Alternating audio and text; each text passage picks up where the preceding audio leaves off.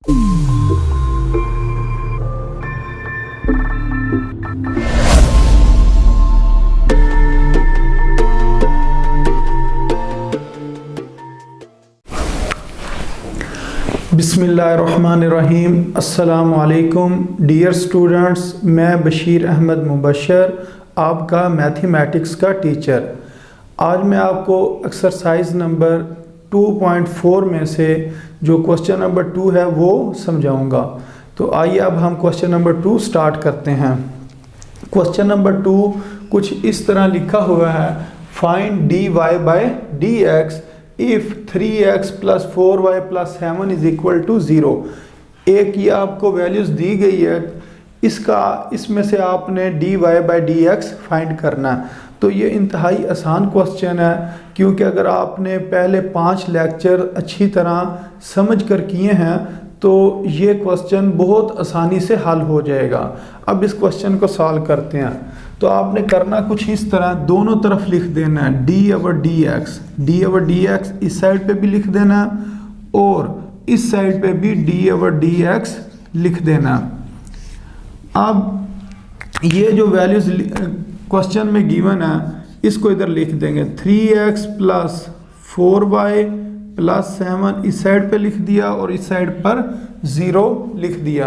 अब आपने ये चीज़ पहले सीख चुके हैं, अगर डेरिवेटिव के अंदर 2 या 3 टर्म्स लिखी हो तो डेरिवेटिव तमाम टर्म्स के साथ आ जाता है। तो ये जो डेरिवेटिव है डी ओवर dx, इसको हम तमाम टर्म्स के साथ लिख देंगे। ये आ जाएगा d over dx into 3x plus d over dx into 4y plus d over dx into 7। तो इसको मैंने इसके साथ भी लिख दिया, इसके साथ भी लिख दिया और इसके साथ भी लिख दिया। और 0 भी एक कांस्टेंट नंबर है और कांस्टेंट नंबर का डेरिवेटिव 0 के बराबर होता है। तो इसका आंसर क्या आ जाएगा? 0 आ जाएगा। अब आपने डेरिवेटिव के जो बेसिक फार्मूले थे उनके अंदर आपने ये चीज़ भी सीखी थी, अगर 2 टर्म्स आ रही हैं, एक कांस्टेंट और एक वेरिएबल, तो कांस्टेंट टर्म को हम बाहर निकाल लेते थे। तो ये 3 किधर आ जाएगा? ये बाहर आ जाएगा और जो अंदर चीज़ बच जाएगी जो वेरिएबल है उसका हम डेरिवेटिव ले लेंगे। इधर से 4 बाहर आएगा और हमने डेरिवेटिव लेना होगा सिर्फ y का। इसी तरह 7 भी एक कांस्टेंट नंबर है, कांस्टेंट नंबर का डेरिवेटिव 0 के बराबर होता है और ये इज इक्वल टू 0 हमने लिख दिया ये वाला।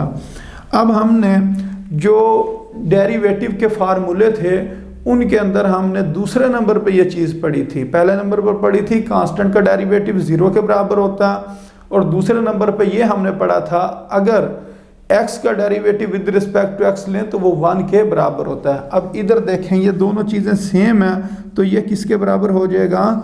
1 के बराबर इसका आंसर आ जाएगा।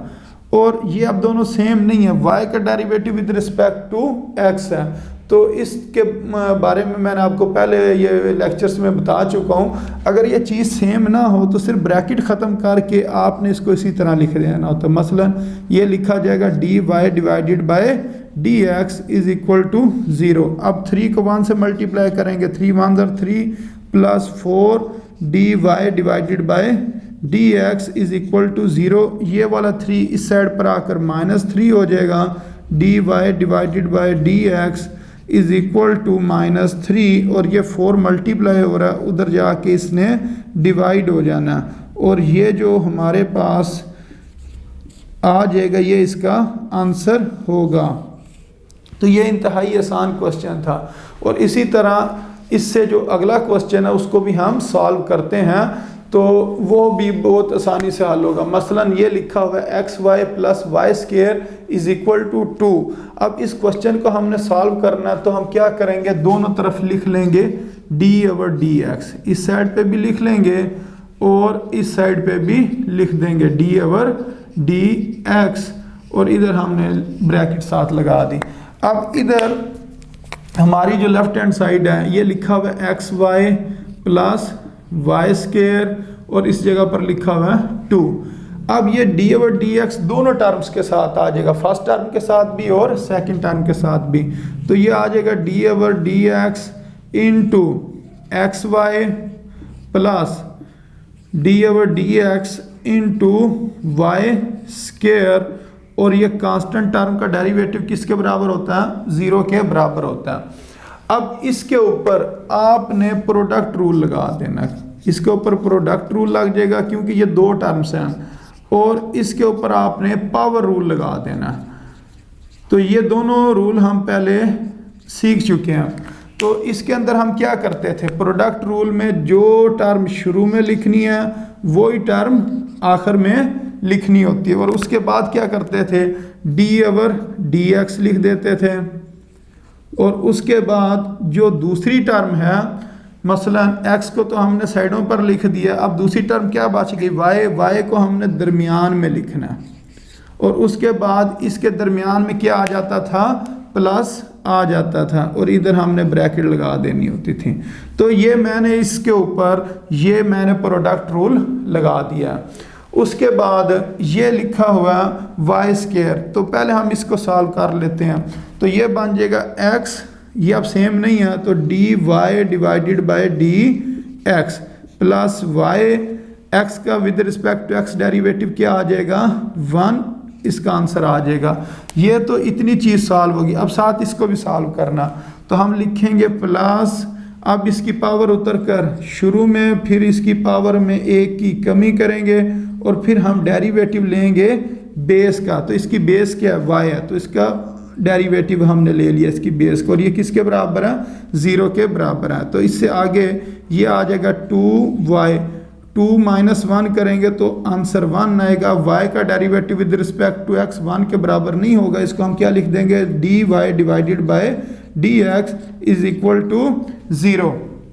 अब अगर हम देखें, इधर दो टर्म्स ऐसी हैं जिनके साथ d Y by D x लिखा हुआ है, ये और ये दोनों टर्म इधर रहेंगी और बाकी परे दूसरी तरफ चली जाएंगी। ये आ जाएगा x d Y divided by d x plus 2 y की पावर 1 को y ही लिखते हैं, d Y divided by d x, और ये इसके साथ मल्टीप्लाई होकर y 1s are y, तो ये जो y है ये दूसरी साइड पर जाके क्या हो जाएगा? -y। अब इन दोनों टर्म में से हमने कॉमन लेना है d Y by D x, तो इधर क्या बचेगा? इधर x आ जाएगा और इस जगह पर 2y आ जाएगा इज इक्वल टू -y। अब ये चीज़ मल्टीप्लाई हो रही है, उधर जाके इसने डिवाइड हो जाना, d Y divided by d x is equal to -y divided by x plus 2y। तो ये इसका आंसर होगा। तो ये भी क्वेश्चन इंतहाई आसान क्वेश्चन था। सिर्फ आपने जो पहले फार्मूले पढ़े हुए उनको अप्लाई करते जाएं तो ये आसानी से क्वेश्चन सॉल्व हो जाएंगे। अब सबसे आखिर पर एक और क्वेश्चन इधर लिखा हुआ, इसको सॉल्व करते हैं। अब इस क्वेश्चन को भी सॉल्व करने के लिए क्या करना पड़ेगा? दोनों तरफ डेरिवेटिव लेना पड़ेगा। इधर भी डेरिवेटिव ले लेंगे और इस साइड पे भी डेरिवेटिव ले लेंगे। इधर क्या लिखा हुआ है क्वेश्चन में? x square minus 4xy minus 5y is equal to 0। अब ये जो d ओवर डी एक्स है ये फर्स्ट टर्म के साथ भी आएगा, सेकंड टर्म के साथ भी आएगा और थर्ड टर्म के साथ भी आ जाएगा। ये लिखा जाएगा d over d x into x square minus d over d x into 4xy minus D over d x into 5y, और एक कांस्टेंट टर्म का डेरिवेटिव 0 के बराबर होता है। तो अगर इस चीज़ को देखें x स्क्वायर को, तो x स्क्वायर का तो हमने पढ़ा हुआ है, डेरिवेटिव किसके बराबर होता है? 2x के बराबर होता है। तो इधर लिख देंगे 2x। अब इसके अंदर ये हमारे पास 4 कांस्टेंट है, तो कांस्टेंट टर्म को हम बाहर निकाल लेते हैं, तो 4 बाहर आ जाएगा d over d x into x y, और इधर 5 कांस्टेंट है, 5 को बाहर निकालेंगे d over d x into y is equal to 0। अब इसके ऊपर क्या लग जाना है? इस जगह पर 2 टर्म्स हैं, इस वजह से इसके ऊपर हम लगाएंगे प्रोडक्ट रूल। इधर प्रोडक्ट रूल आ जाएगा और बाकी उसी तरह सॉल्व हो जाएंगे, सिंपली उसको हम सॉल्व कर सकते हैं। तो इसका आंसर आएगा 2x माइनस 4। अब इधर मैंने प्रोडक्ट रूल लगाना, तो प्रोडक्ट रूल के अंदर क्या करेंगे, जो फर्स्ट टर्म है शुरू में लिखेंगे, आखिर में लिख देंगे, फिर डी ओवर डी एक्स इधर भी लिखेंगे, इस जगह पर भी लिख देंगे। दूसरी टर्म क्या है वाई, उसको हमने अंदर लिख देना और बीच में प्लस लिख देंगे। तो ये हमने क्या किया कि इस जगह पर प्रोडक्ट रूल लगा दिया, -5 y का derivative with respect to x dy divided by dx is equal to 0 आ जाएगा। अब इस चीज़ को मज़ीद हमने सॉल्व करना है, ये आएगा 2x - 4x dy divided by dx plus y into 1। क्योंकि ये दोनों सेम थे, y लिख दिए, ये दोनों सेम नहीं थे, इस वजह से मैंने इसको dy डिवाइडेड बाय dx लिखा है। और -5 dy divided by dx is equal to 0। अब इस 4 को अंदर मल्टीप्लाई कर दें, 2x - 4x dy divided by dx plus minus -4y - 5 dy divided by dx is equal to 0।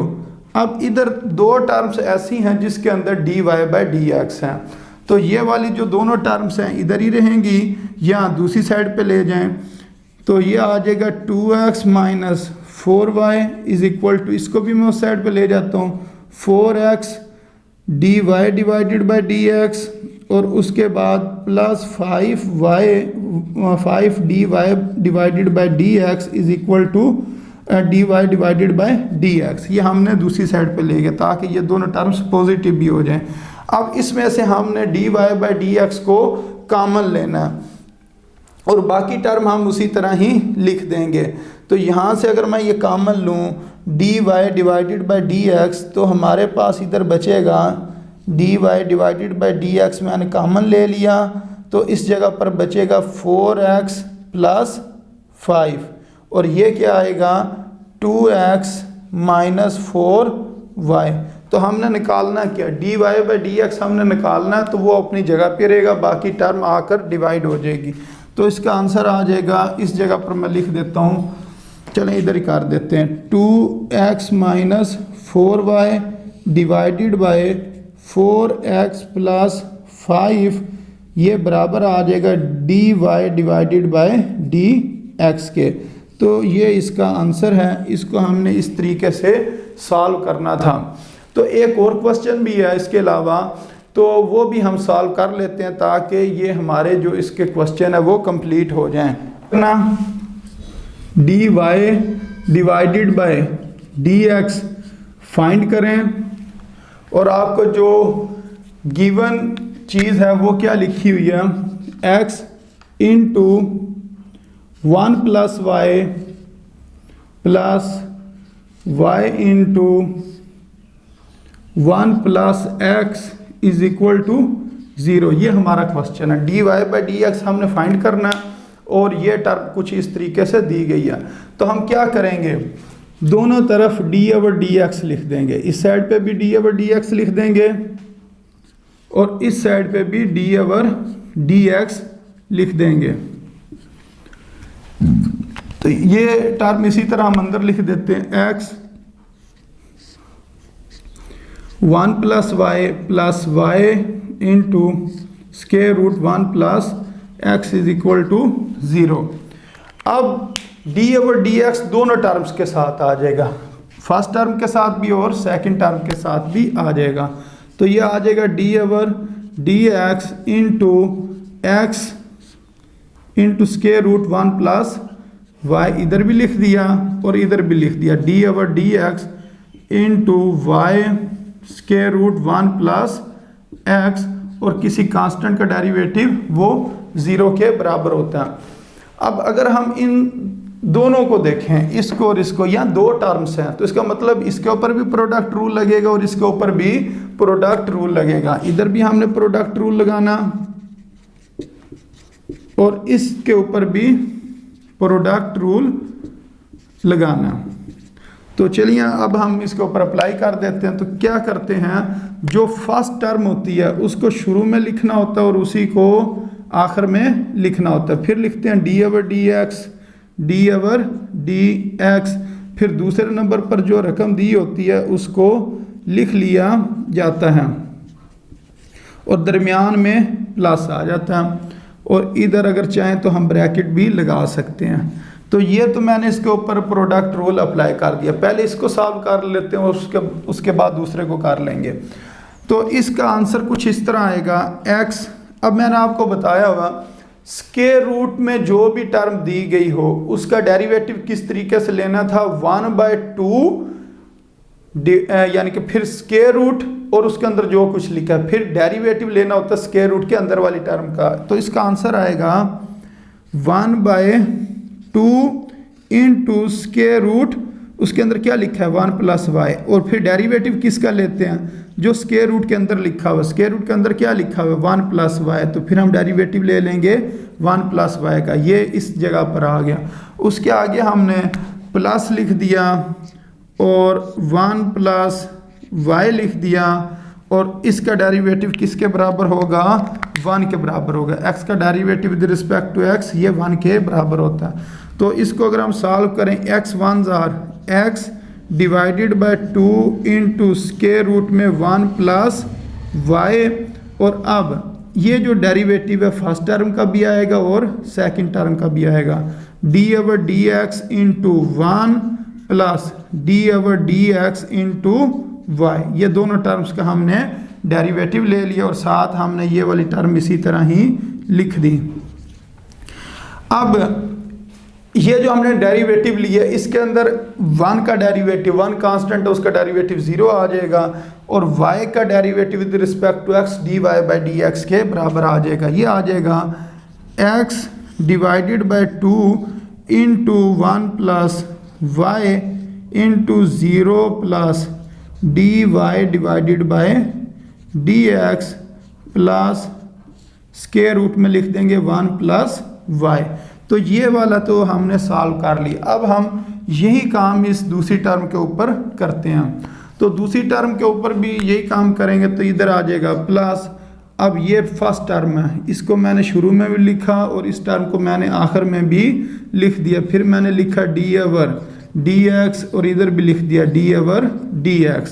तो अब दूसरी टर्म क्या है 1 + x, इसको मैंने अंदर वाली साइड पे लिख दिया और बीच में मैंने लिख दिया प्लस d/dx के आगे मैंने ब्रैकेट भी लगा दी = 0, तो ये मैं इस जगह पर लिख देता हूँ = 0।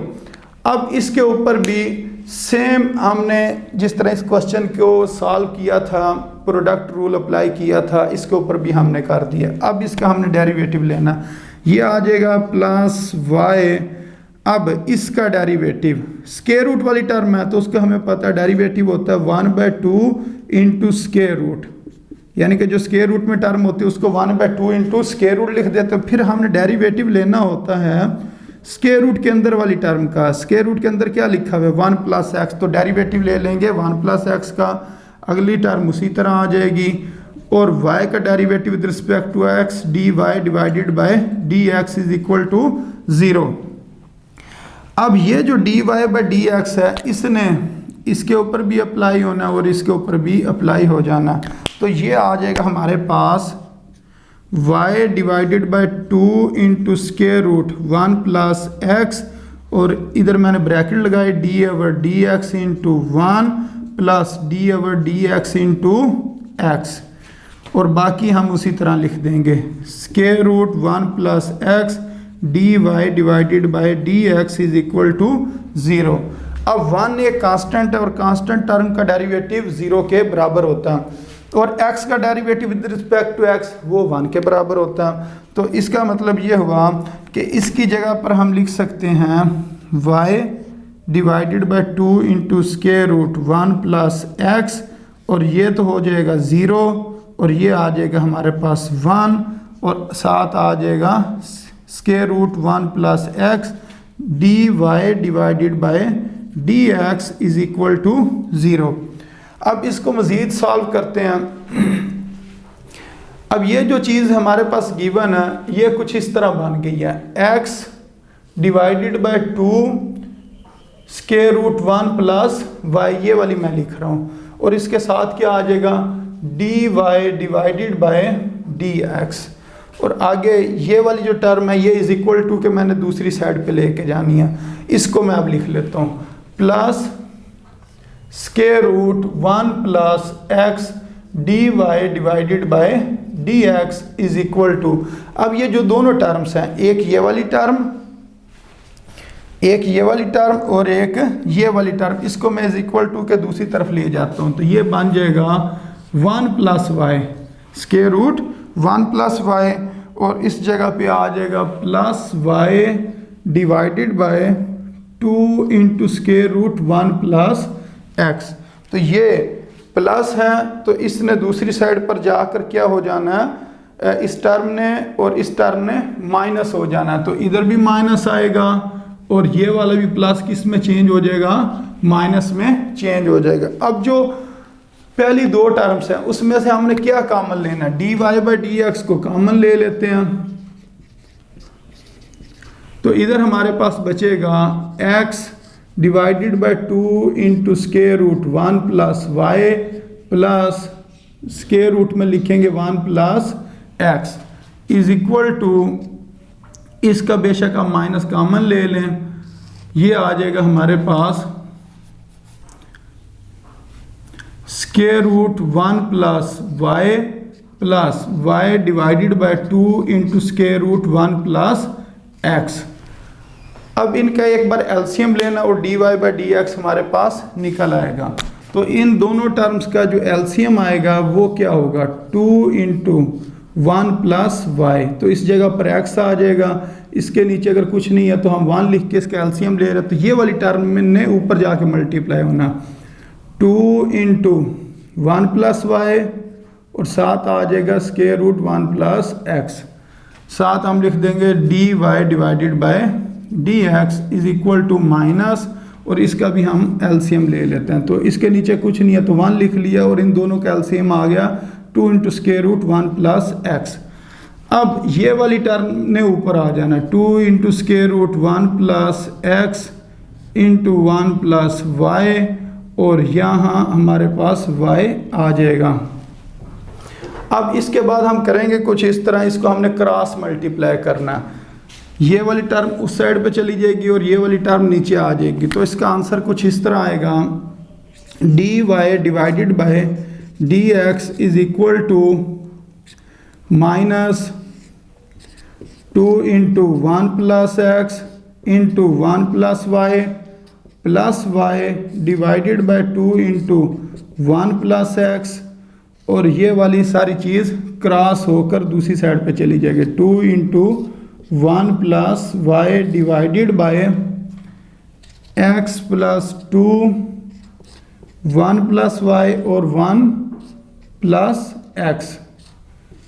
अब ये दोनों आपस में कट नहीं सकती हैं, उसकी वजह ये है ये प्लस वाई लिखा है और इधर प्लस एक्स लिखा है, तो ये तो काट नहीं सकती हैं, सिर्फ ये हम काट सकते हैं, ये वाला 2 इस 2 के साथ कैंसिल हो जाएगा और बाकी जो बच जाएगा वो इसका आंसर होगा।